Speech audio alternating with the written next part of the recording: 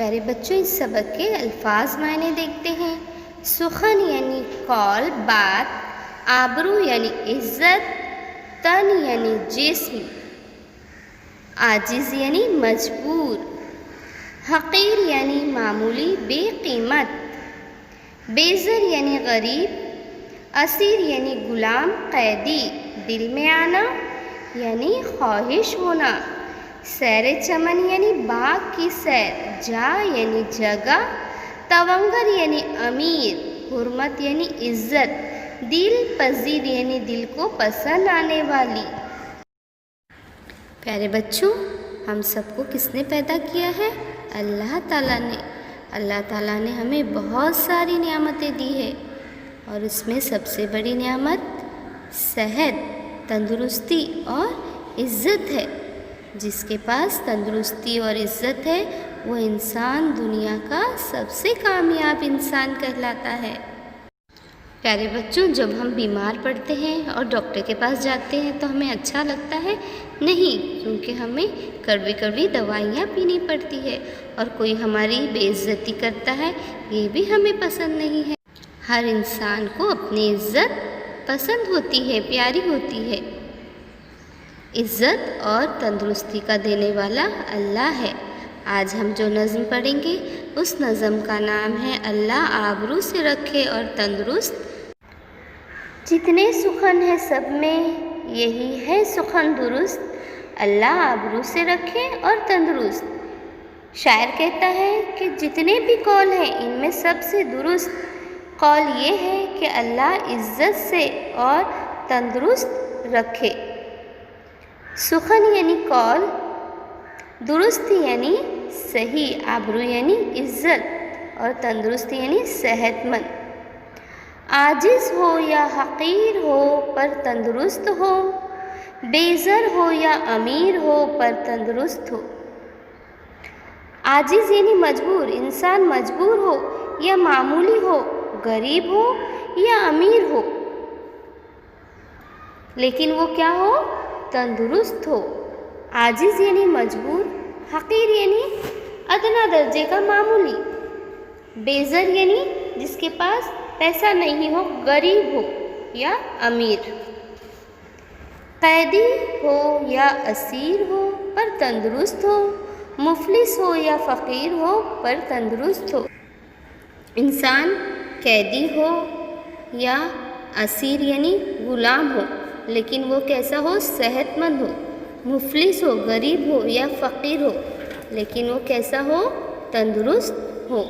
جتنے سخن ہیں سب میں یہی ہے سخن درست، اللہ آبرو سے رکھے اور تندرست۔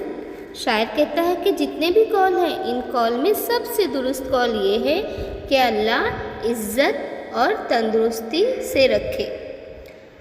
آیا جو دل میں سیر چمن کو چلے گئے بازار چوک، سیر تماشے میں خوش ہوئی۔ یعنی اگر ہمارے دل میں، اگر ہم صحت مند ہیں، ہمارے دل میں آیا کہ ہم گھومنے جائیں، باغ کی سیر کو جائیں یا بازار جائیں یا سرکس میں جائیں تو ہم جا سکتے ہیں کیونکہ ہم صحت مند ہیں۔ بیٹھے اٹھے خوشی سے ہر ایک جا چلے پھرے، جاگے مزے میں رات کو یا خوش ہو سو رہے۔ ہمارا اٹھنا بیٹھنا اور چلنا پھرنا بھی ہنسی خوشی ہو سکتا ہے۔ رات میں مزے سے ہم جاگیں یا خوش ہو کر سو جائیں، یہ سب ہماری صحت پر منحصر ہے۔ جتنے سخن ہیں سب میں یہی ہے سخن درست، اللہ آبرو سے رکھے اور تندرست۔ یعنی جتنے بھی قول ہیں ان سب قول میں سب سے درست قول یہ ہے کہ اللہ جو ہے وہ انسان کو عزت اور تندرستی دے۔ ادنا ہو یا غریب، تونگر ہو یا فقیر، یا بادشاہ شہر کا یا ملک کا وزیر۔ ادنا یعنی معمولی، انسان معمولی ہو، غریب ہو۔ تونگر ہو یعنی امیر ہو، بہت پیسے والا ہو، یا کسی ملک کا وزیر ہو یا کسی شہر کا بادشاہ ہو۔ ہر ایک کو کیا چاہیے؟ صحت چاہیے۔